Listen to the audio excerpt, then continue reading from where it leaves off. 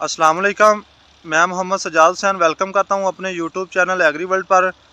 जैसा कि मैंने पिछली वीडियो बनाई थी कि मैंने शलजम काश्त किया है, तो आओ दिखाता हूं आपको कि उसकी जर्मिनेशन हो चुकी है। उसकी बीज की परफॉर्मेंस बहुत ही अच्छी है, दिखाता हूं आपको। आगे बढ़ने से पहले गुजारिश है कि अगर आपने अभी तक मेरे चैनल को सब्सक्राइब नहीं किया तो मेरे चैनल को सब्सक्राइब लाजमी कर लें। साथ लगे बेल आइकन को ज़रूर प्रेस करें ताकि मेरी आने वाली वीडियो का नोटिफिकेशन मिल सके। आओ चलते हैं वीडियो की जानब।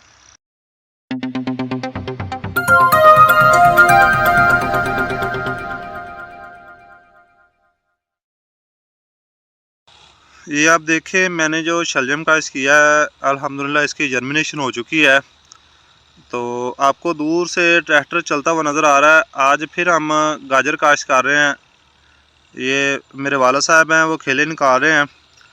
आज हमारी पानी की बारी भी है, तो उसके साथ हम गाजर काश्त कर रहे हैं। शलजम हमने काश्त कर लिया है, तो आपको दिखाता हूँ इसकी परफॉर्मेंस सीड की बहुत ही अच्छी है। ये आप देखें, इसकी जर्मिनेशन हो चुकी है। पिछले जुम्मे हमने ये काश्त किया था, तो अब इसकी जर्मिनेशन हो गई है माशाल्लाह। बहुत ही जर्मिनेशन अच्छी हुई है। पिछले साल भी मैंने यही सीड इस्तेमाल किया था, जो मैं पिछली वीडियो में आपने देखा है। जेनेटिक वालों का जो सीड है वही हमने लगाया था, उसकी परफॉर्मेंस बहुत ही अच्छी रही है। तो इस दफ़ा भी माशाल्लाह इसकी परफॉर्मेंस बहुत अच्छी है। अक्सर मुझे लोगों ने सवाल किया है कि इसको काश्त कैसे करते हैं। इसका काश्त करने का बहुत ही आसान तरीका है। वैसे ही जैसे ज़मीन हम मकई या आलू के लिए तैयार करते हैं, वैसे ही हमने तैयार करनी है। तो अच्छी तरह आपने इस 2 दफ़ा हल चलाने हैं। उसके बाद आपने इसको रोटावाटर है तो कर देना है। अगर रोटावाटर नहीं है तो आप सुहागा इसके साथ अच्छी तरह कर दे 2 दफ़ा। उस सुहागा करने के बाद आपने इसके ऊपर छट्टा दे देना। छट्टा देने के बाद वही खेलें आपने निकालनी है जो कि हम मकई लगाने के लिए सिंगल खेल निकालते हैं। एक मकई है जो हम डबल एक खेल पे दोनों साइडों पे लगाते हैं, बड़ी खेल होती है वो नहीं। जो आप मकई के लिए सिंगल खेल निकालते हैं वो आपने निकालनी है। अब खेल निकालते रेजर के साथ, तो उसके साथ तवा लगा होता है, तो खुद ब खुद मिट्टी हट जाती है, लेकिन थोड़ी बहुत रह जाती है। वो आप कई के साथ उसको अच्छी तरह साफ़ कर दें ताकि पानी की जो आमदोरफ्ता हो अच्छी हो जाए, तो पानी आसानी से गुजर सके। आपने अच्छी तरह कई के साथ साफ़ कर देना ताकि आपकी जो पानी की रेंज है वो अच्छी तरह चली जाए। हर खेल में बराबर का पानी जाना चाहिए।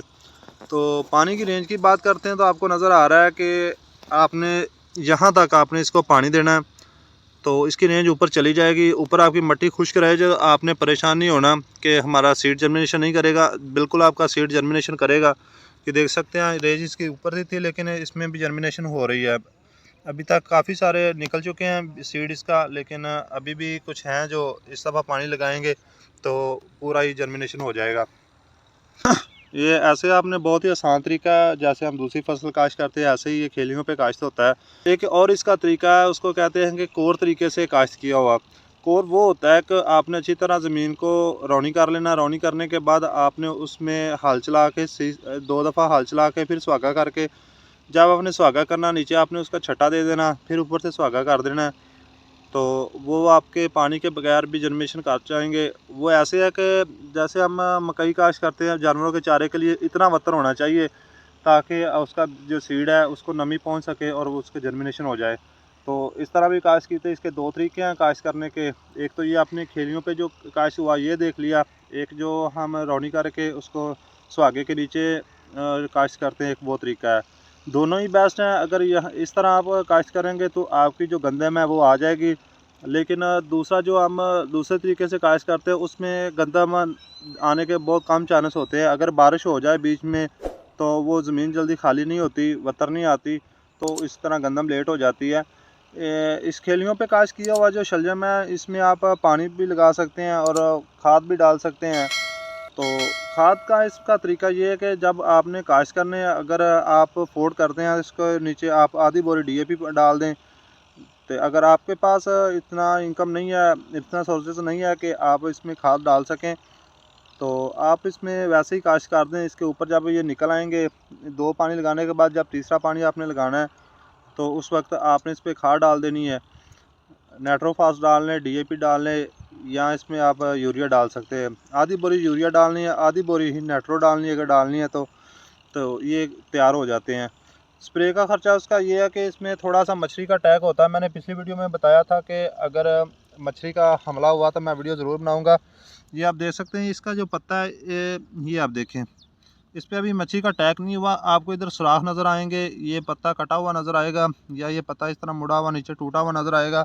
वो मक्खी डंग करती है। अगर आपको मसला है तो आप उसकी स्प्रे कर सकते हैं, किसी से नुमाइंदे से, किसी भी कंपनी से रब्ता करके आप इसको स्प्रे कर सकते हैं। तो स्प्रे उस जब आपको ये पत्ते कटे हुए या इसमें सुराख नज़र आए तो आप लाजमी इसको स्प्रे कर दें। फ़िलहाल मेरे मसला नहीं आया तो मैंने स्प्रे नहीं की।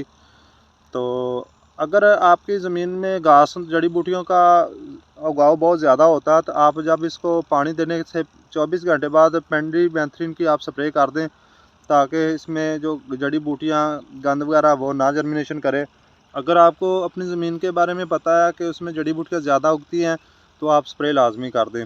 जी दोस्तों, आपने देख लिया इसके जर्मिनेशन कितनी अच्छी हुई है, इसकी सीड की परफॉर्मेंस बहुत ही अच्छी है। तो आपको ये भी पता चल गया इसको पानी किस रेंज तक लगाना चाहिए। इसके काश्त करने के 2 तरीके हैं, वो भी आपको पता चल गया। अगर मेरी वीडियो अच्छी लगी है तो मेरी वीडियो को शेयर करना एंड लाइक करना, मेरे चैनल को सब्सक्राइब लाजमी कर लेना, साथ लगे बेल आइकन को ज़रूर प्रेस करना ताकि मेरी आने वाली वीडियो का नोटिफिकेशन मिल सके। इसके साथ ही मुझे दे इजाज़त। अल्लाह हाफिज़।